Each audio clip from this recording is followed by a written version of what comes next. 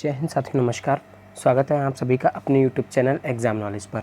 दोस्तों, आज की इस वीडियो में हम बात करने वाले हैं बिहार शिक्षक भर्ती 3.0 के बारे में।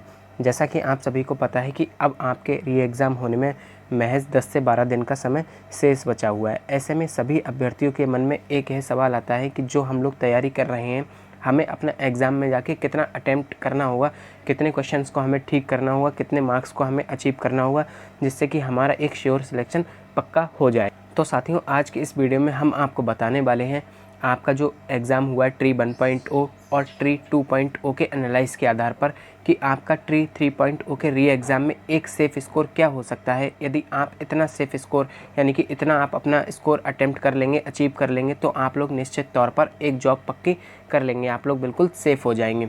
तो चलिए साथियों, आज की इस वीडियो में हम आपको पीआरटी लेवल का सेफ़ स्कोर बताने वाले हैं। तो साथियों, सबसे पहले हम बात कर लेते हैं 1.0 एग्ज़ाम के बारे में, यानी कि आपके प्रथम चरण की शिक्षक भर्ती के बारे में। जैसा कि आप सभी को जानकारी होगी कि लगभग 65,000 से अधिक पदों पर आपकी यह भर्ती आई थी, यानी कि 65,000 से अधिक पदों पर आपके आवेदन लिए गए थे। और साथियों, इसमें आवेदन करने वाले जो साथी थे वह आपके बीएड के भी कैंडिडेट्स थे और बीटीसी यानी कि डीएलएड के भी आपके अभ्यर्थी सम्मिलित हुए थे। लेकिन इसके बाद सुप्रीम कोर्ट का आदेश आता है और बीएड के अभ्यर्थियों को प्राइमरी लेवल से बाहर कर दिया जाता है। उसके बाद साथ ही कंपटीशन काफ़ी ज़्यादा कम हो जाता है और उम्मीद से बहुत ज़्यादा कम इसकी कट ऑफ चली जाती है। हालांकि आप लोग जब 1.0 का एग्ज़ाम देखेंगे और उसका डिफ़िकल्टी लेवल देखेंगे तो वो काफ़ी ज़्यादा डिफ़िकल्ट एग्ज़ाम था, क्योंकि पहली बार आपका बीपीएससी के द्वारा यह एग्ज़ाम कराया गया था और पहली बार एक अभ्यर्थी ने 5 ऑप्शन फेस किए थे। तो जो टीचर लेवल पर जो इस तरह से पीआरटी लेवल का एग्ज़ाम देते हैं, उससे काफ़ी ज़्यादा उन्होंने अपना बीपीएससी का ही एग्ज़ाम बना दिया था, जिस तरह से वो प्री मेंस का अपना एग्ज़ाम एक कराती है बीपीएससी।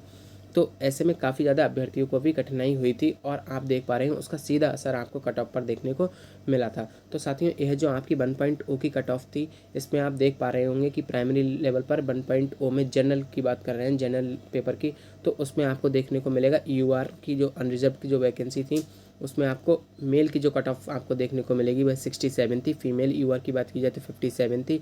ईडब्ल्यूएस की 56 कट ऑफ गई थी। ईडब्ल्यूएस फीमेल की 48 कट ऑफ गई थी। वहीं ईबीसी की बात कर ली जाए, ईबीसी मेल और फीमेल की बात की जाएगी तो 55 मेल की गई थी, फीमेल की 44 गई थी। वहीं बीसी मेल की 60 कट ऑफ आपको देखने को मिली थी और बीसी फीमेल की 50 कट ऑफ आपको देखने को मिली थी।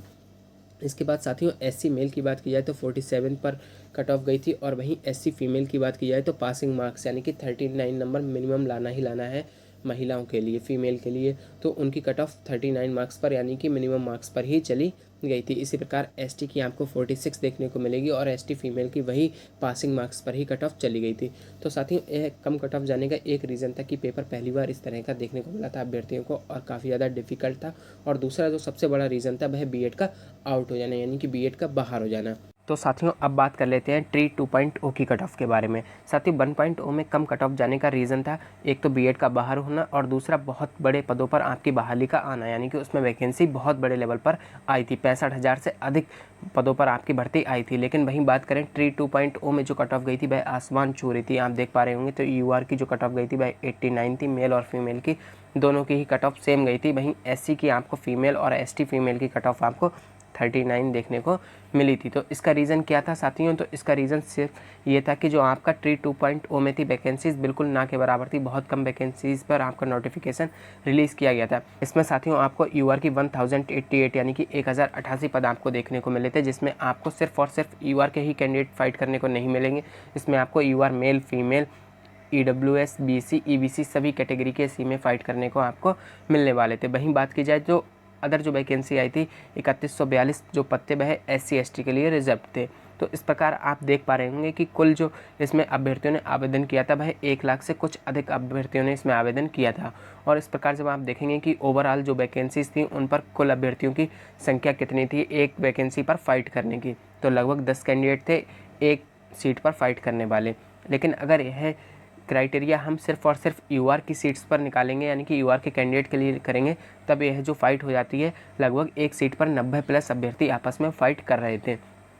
और साथियों यही रीज़न है कि आपको कट ऑफ बहुत ज़्यादा हाई देखने को मिली थी। तो साथियों यह बात हो गई ट्री 2.0 की क्यों कट ऑफ इतनी ज़्यादा हाई गई थी। अब बात कर लेते हैं तृतीय चरण के री एग्ज़ाम के बारे में कि आपकी कट ऑफ कितनी जा सकती है या आपका एक सेफ स्कोर क्या रह सकता है। तो साथियों तृतीय चरण की शिक्षक भर्ती की बात कर लेते हैं। तो आपकी जो टोटल वैकेंसी है वह 21,771 है। तो काफ़ी अच्छे खासे पदों पर आपकी ये भर्ती आई हुई है। तो आप लोग कैटेगरी वाइज अगर अपने अपने कैटेगरी के पद देखना चाहते हैं तो आप लोग यहाँ से देख सकते हैं वीडियो को रोक करके। हालांकि यह आपके लिए बहुत ज़्यादा अभी इस समय इंपॉर्टेंट नहीं है।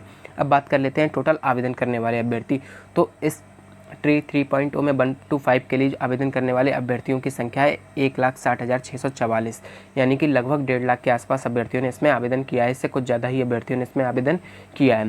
तो इस प्रकार अब हम जब ओवरऑल एक सीट पर अभ्यर्थियों की फ़ाइट निकालेंगे तो 6 से 7 आपके लिए फ़ाइट देखने को मिलेगी। ये सभी कैटेगरीज़ को अगर हम कंबाइंड एक ओवरऑल वैकेंसीज़ देख लें 21,771 के सापेक्ष जो आवेदन करने वाले अभ्यर्थियों का अगर हम रेशियो निकालेंगे तो एक सीट पर 6 से 7 अभ्यर्थी आपको फाइट करते हुए देखने को मिलेंगे। लेकिन अगर हम यह जो क्राइटेरिया है सिर्फ और सिर्फ यूआर के लिए फॉलो करें तो आपको देखने को मिलेगा कि यूआर कैटेगरी में एक सीट पर 18 से 20 कैंडिडेट आपस में फाइट कर रहे हैं।